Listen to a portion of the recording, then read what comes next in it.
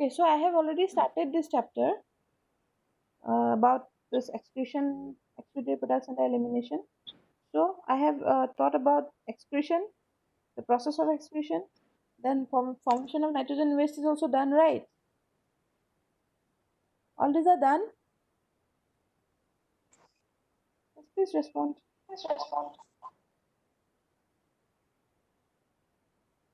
So types of nitrogen waste, this is also done. Yes, ma'am. Then monoteleism is done. Yes, ma'am. And then types is done. Then today we'll start with ureatelism. Okay, next type of nitrogenous waste, that is urea. So the first type, there were three types of nitrogenous waste. Those were ammonia, urea, and uric acid. So we already learned about ammonia. So ammonia, it is the most toxic out of all the nitrogenous waste. So today we will discuss about urea. How do students other departments? Ma'am voice clear होना है.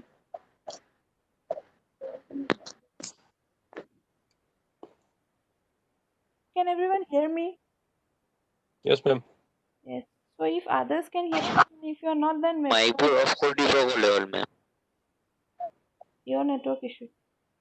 Okay, you can mute yourself, and when I ask something, you can unmute and say. You can mute yourself when I say something. You can unmute yourself and say.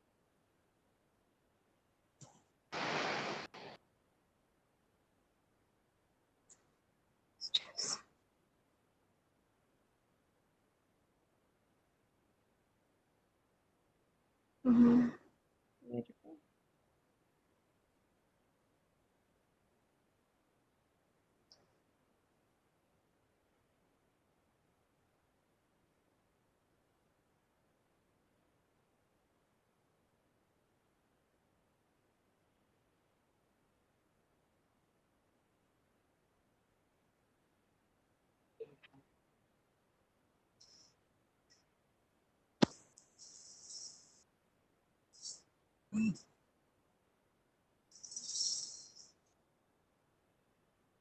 Okay, are there students from other departments? Mafia Moon Hawk? Mafia Moon Hawk, are you from DRT?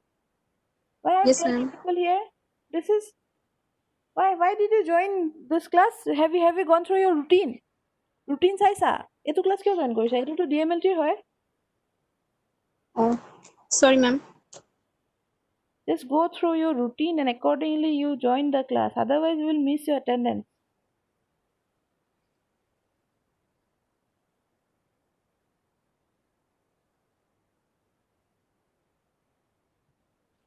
Okay, so in ureatelism, the nitrogenous waste, it is urea.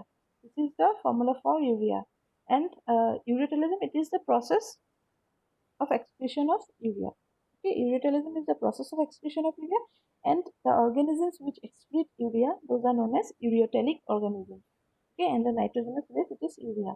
So, now we will look at what are the advantages of excreting urea over ammonia. Okay, ammonia we have already seen. So, what are the advantages of excreting urea over ammonia? So, first, urea is less toxic as compared to ammonia. So, we have discussed ammonia is highly toxic, right? Ammonia is highly toxic, but urea, it is less toxic than ammonia. And how much it is less toxic? It is not 1 or 2 or like 10 times less toxic. It is 1 lakh times less toxic than ammonia. Okay, it is very much less toxic than ammonia, and that is the reason why it can be stored in our human body for long period of time. Okay, earlier we discussed that ammonia, as soon as it is formed in our body, ammonia, it has to be eliminated. Okay, ammonia, as soon as it is formed in our body, it has to in the not our body, in the organism's body, it has to be eliminated. Okay, but in the case of urea, it can be stored in the body for long period of time. Why long period of time? Because it is less toxic and it is likely to cause less harm in our body. Okay, even if it is stored for a long period of time, it will not cause that much harm. Okay, so that is Hello, ma'am. yes. অলপ দূর থেকে তুমি ভয়েসটা ভালো লাগে না তুমি কি হৈছে? অলপ দূর থেকে লাগে ভয়েসটা ভালো লাগে না তোমাৰ ভয়েসটো ভালদৰে আহা নাই। Everyone, can you hear me? Others,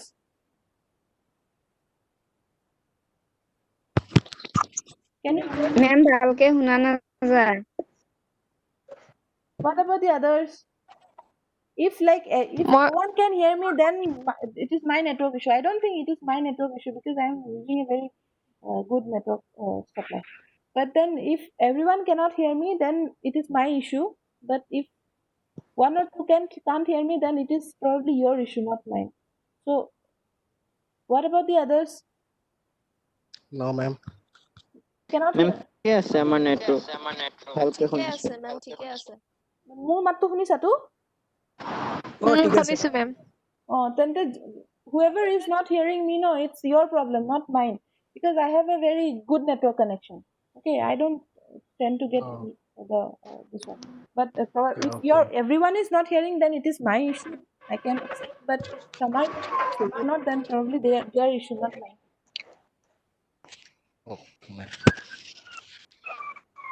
Okay. Yes, since ammonia is less toxic and it is likely to cause less harm in your body. Therefore, it can be stored in the body for long period of time. And that is why ureotelic organisms, I have given an example, right? It is human. It is we, human beings. So that is why when this excretion, this excretion of nitrogenous waste is through urination. Okay, through the process of urination, through urine, this nitrogenous waste is excreted. But in the case of human beings, we don't go for urination like every minute, right? All through the day for I guess 4 to 5 times maximum we go for urination, which means not only urea, nitrogenous waste, it is produced in our body non-stop. Okay, but since we can store this waste in our body for a long period of time, therefore we don't pass urine every minute. We can store it for some time, then we can go. We can store it for some time, then we feel the pressure, then we go. Right? That is the reason we can store it in our body for a longer period of time, and that is the reason why we don't go for urination every minute or every hour. Okay, because urea is less toxic and it can be stored in the body for a long period of time. Okay, and the most important thing is that we have learned for ammonia that ammonia excretion, it requires a lot of water. Okay, 1 gram of ammonia excretion requires 500 ml of water. 500 ml, so 300 to 500 ml, half a liter. So, but for urea excretion, 1 gram of urea requires only 50 ml, which means it is very much less. Okay, compared to ammonia. Ammonia excretion, it requires large amount of water, much water. Therefore, again someone is trying to join. Okay, let me tell you.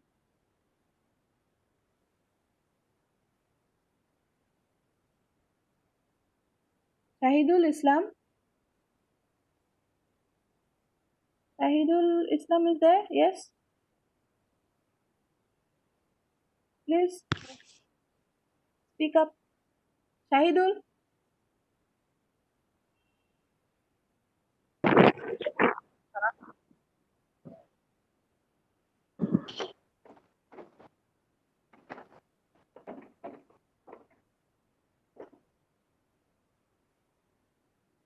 Shahidul Islam, are you from DRT? You are from DRT, I guess. Why are you joining, sir?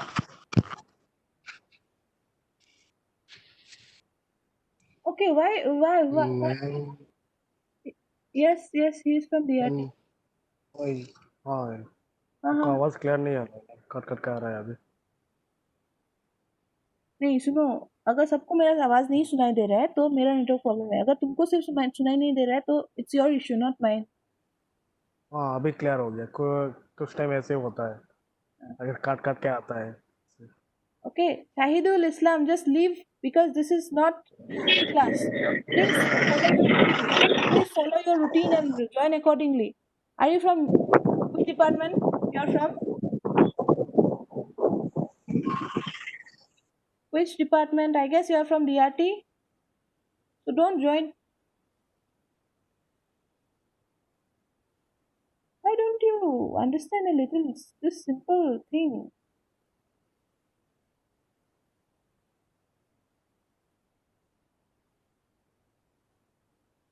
He's giving his roll number also here, DRT 002, Shahidul Islam.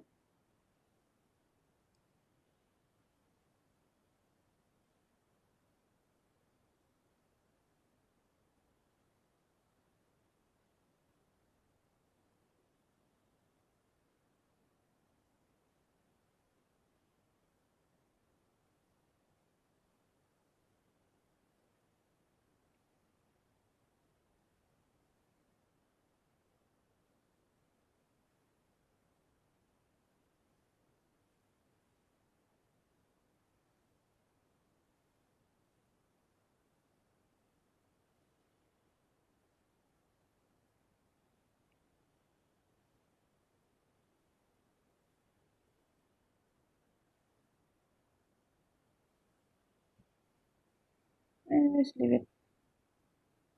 I have nothing to lose. Okay. So, amount of water required for excretion of urea is also very less. Okay. So, ammonia excretion can only be done by aquatic organisms, right? Aquatic organisms, because they live in the water, and for them water is not scarce, it is not limited. They have plenty of water and they can lose water. Okay.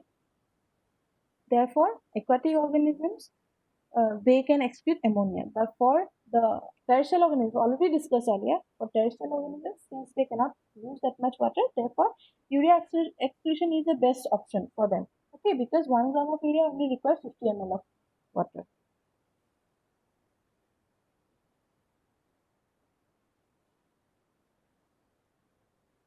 Okay. So next, how is urea formed?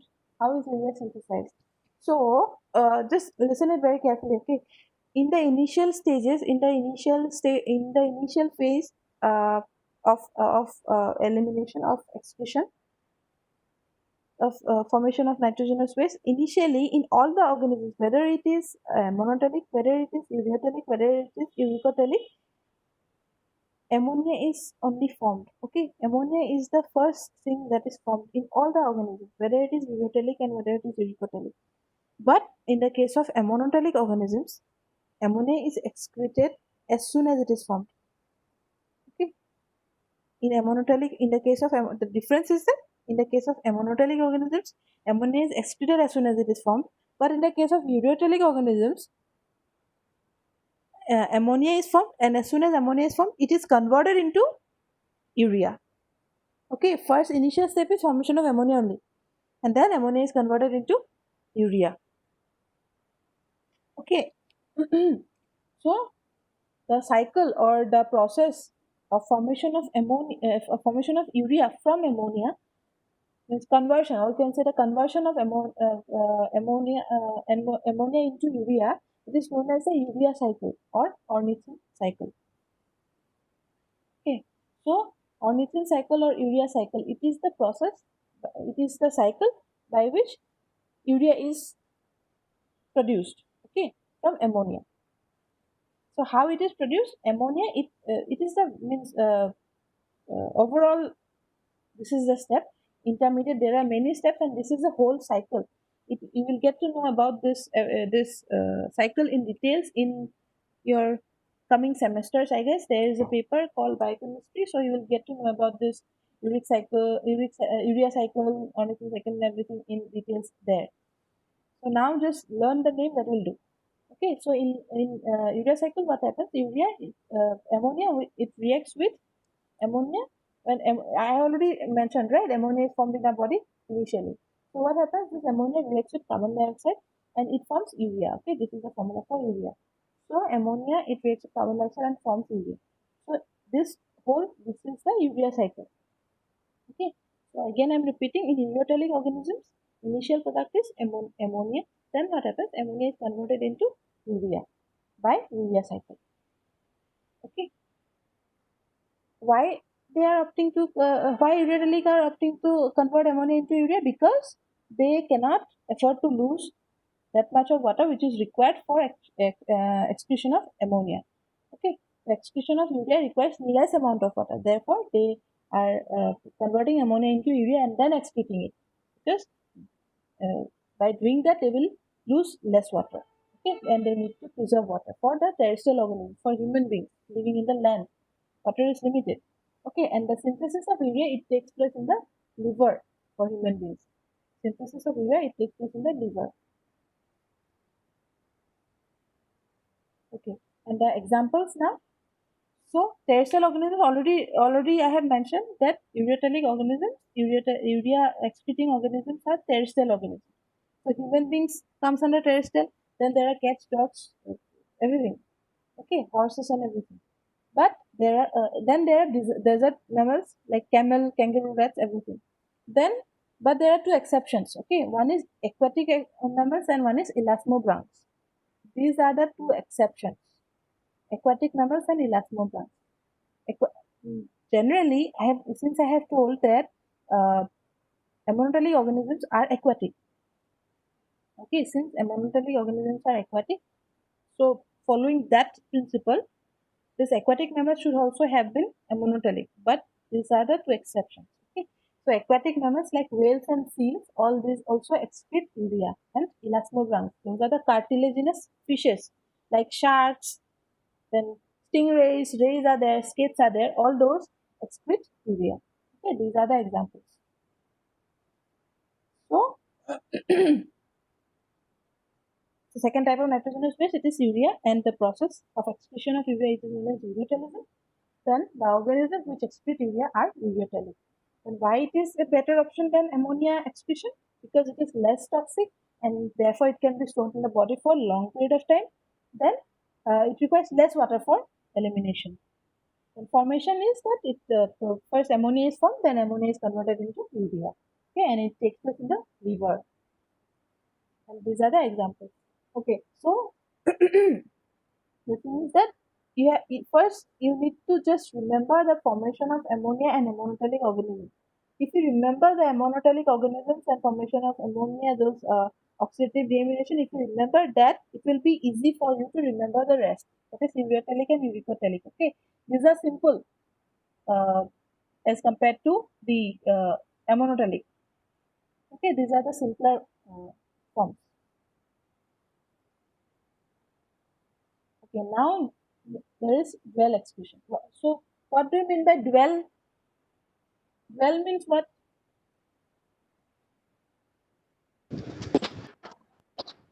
Well, means double overtake. Double. Duta. Dwell means duta, double.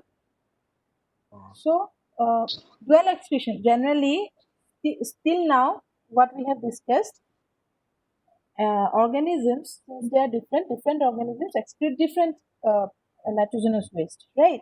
For example, human beings excrete urea. The fishes, they generally, most of the fishes, they excrete ammonia. So likewise, it is different for every organism, right? But there are some exceptions. Exceptions are this that some of the organisms, they show two types of excretion. Means they can excrete two type of nitrogenous waste. Okay, there are some organisms which can excrete two type of nitrogenous waste. Dwell means two. So there are some organisms which can excrete two type of nitrogenous waste, and that is known as dual excretion. Okay. Yeah. So I'll give examples. So tadpole. Have you seen a tadpole? Everyone, have you seen a tadpole? Tadpole, it lives in the water, right? Black, brown kind of thing. So what happens? Tadpole, when tadpole grows up and becomes big, it becomes a frog, right? When tadpole undergoes metamorphosis, it becomes a frog. All of you know tadpole is the larval stage. It is the larval stage of frog. Okay. So when tadpole, when it is in the tadpole stage, when it is a tadpole, it lives in the water. So in the village areas, if you sometimes if you if you take water from a pond in a bucket, the tadpoles come out, right? So the environment for tadpole is water, so it is aquatic.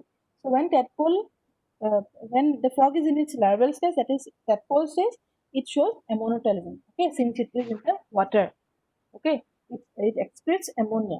But when it becomes a frog, all of you know, it is amphibian. Amphibian means it can live in the water also, it can live in land also.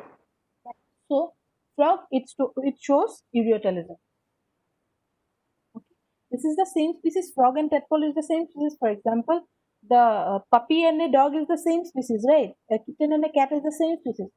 So the tadpole and a frog is the same species. But uh, tadpole, since it lives in the water, it shows ammonotalism, and frog, when it becomes metamorphosis takes place, when it becomes a grown up, a frog, it shows ureotalism. Which means it excretes urea. Then there is earthworm. For earthworm, what happens when earthworm is present in the water? When there is plenty of water around the means when earthworm is present in an environment where there is plenty of water, it shows ammonotalism. And when earthworm is present in an environment where there is less water, it shows ureotalism. Okay, which means it is condition dependent. Whenever it is in the water, it shows ammonotalism. Whenever it is in the land, it shows ureotalism. For tadpole, it was a little bit different because in the small stage it shows ammonotalism, and when it becomes big, it shows ureotalism. But for earthworm, lungfish, crocodiles, all these, they are condition dependent. Means they can show dual excretion all over the means all through their life, not only in some particular stage. For frogs and tadpoles, for example, a tadpole cannot show ureotalism, right? But it can show ammonotalism only. So it depends. It is not condition dependent. It is dependent on their life cycle.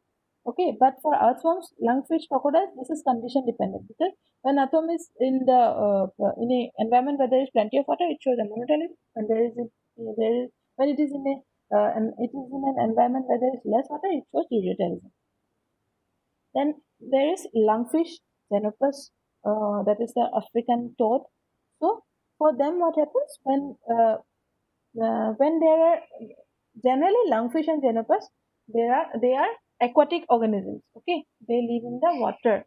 So when they live in the water, they show ammonotalism as usual, following the protocol. So when lungfish and xenopus, when they live in the water, they show ammonotalism. But they go for hibernation. What is hibernation? Do you know hibernation? অসমীয়াত ক'লেও হ'ব. Do you know hibernation? What is hibernation? As soon as anything you can speak, okay? Don't hesitate for language barriers.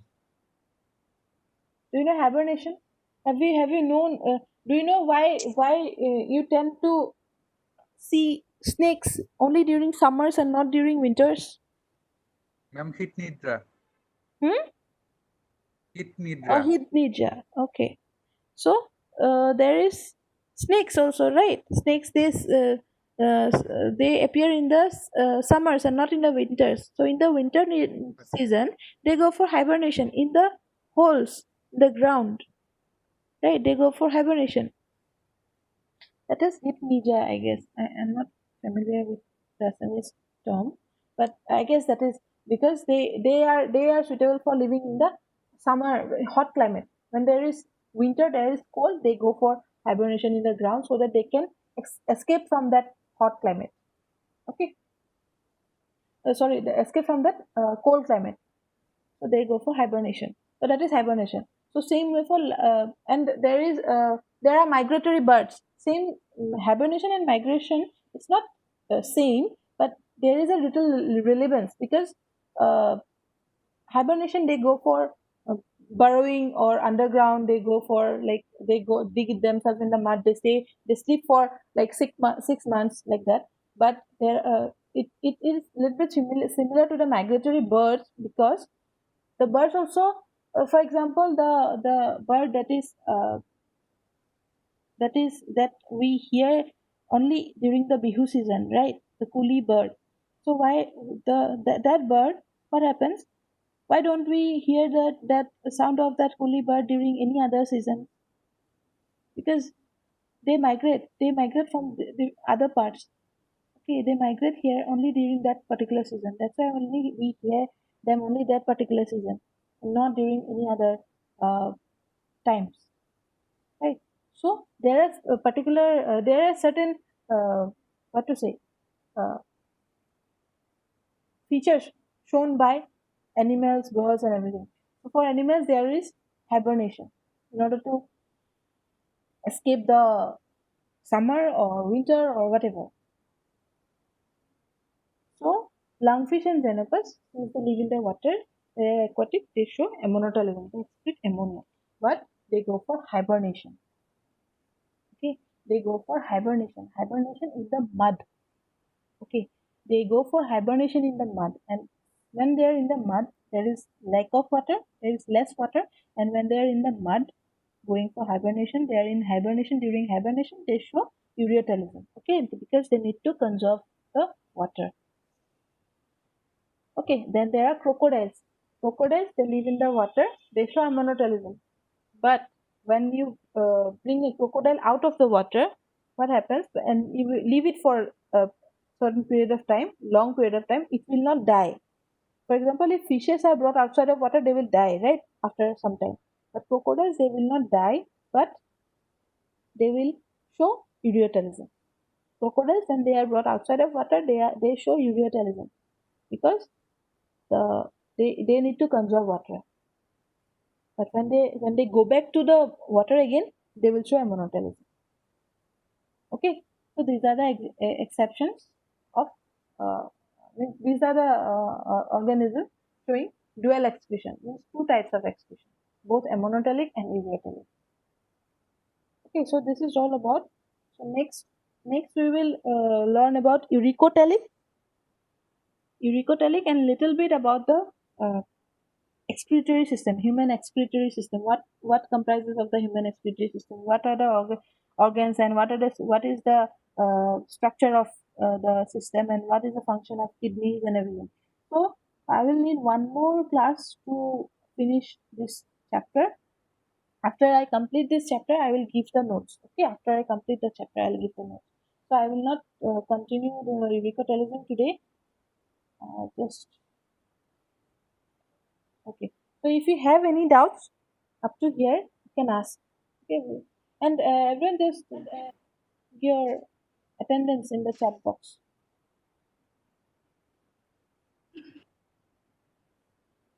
Can I give you attendance in the chat box? Any doubts? Till now, you can ask.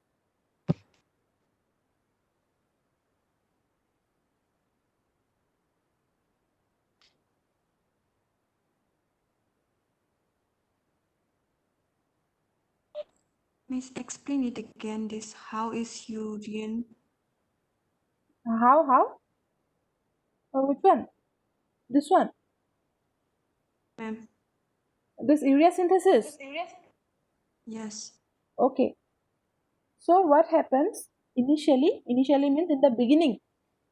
In every organisms, in humans, in fishes, everywhere. Means in every organism, whether it is monotelic, whether it is ureotelic, whether it is uricotelic, in all the organisms, urea is ammonia is only formed. Okay, in the initial stage, ammonia is formed. But in the case of ammonotelic organisms, ammonia is excreted as soon as it is formed because it is highly toxic, right? But in the case of ureotelic organisms and uricotelic organisms, now we'll learn about ureotelic organisms. In ureotelic organisms, what happens? First, initially, ammonia is formed in the body. Okay, in human beings. Let's say an example of human beings. In human beings, since it is ureotelic. Okay, so in human beings, ammonia is formed initially. Then ammonia is converted into urea. How? Ammonia will react with carbon dioxide. Here you can see ammonia will react with carbon dioxide and then it will form urea. This is the formula for urea and water along with it. Okay. So in human beings, ammonia is formed, then ammonia is converted into urea. Okay, you learned that much. That much is enough for now. Okay, it is a long process. Urea cycle is a long process. You will get to know later. So what happens? Ammonia is formed, then ammonia is converted into urea. Because ammonia excretion, it requires high amount of water. And human beings, since they are terrestrial, they cannot lose that much of water. They need to preserve water. Okay, and urea excretion, it requires less amount of water. Therefore, they convert ammonia into urea, and the cycle or the process or the conversion, that process is known as urea cycle or ornithine cycle. Means production of urea from ammonia. Okay, it is known as urea cycle. So this is how urea is formed in our body, and the place where urea is synthesized, it is the liver, human liver. That is where urea is formed. Okay, this is how urea is synthesized and formed in our body. First, ammonia is formed by oxidative deamination, then ammonia is converted into urea. Okay, is it clear? Yes? Yes? Yes, ma'am. Okay. Any more doubts? To ask? I will copy the question. Your attendance. If there is any doubt, ask. No, ma'am. Okay.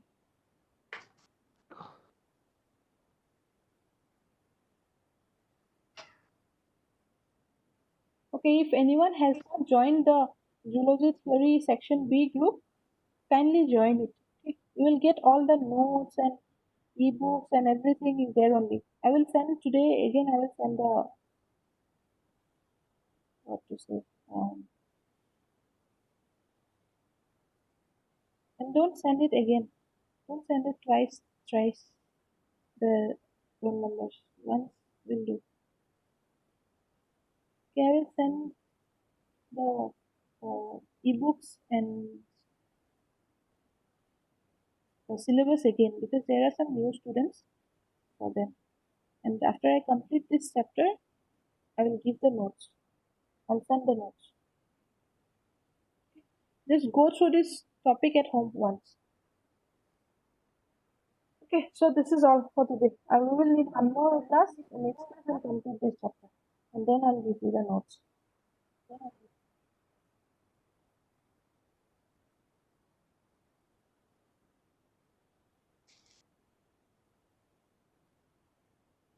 Okay, so you can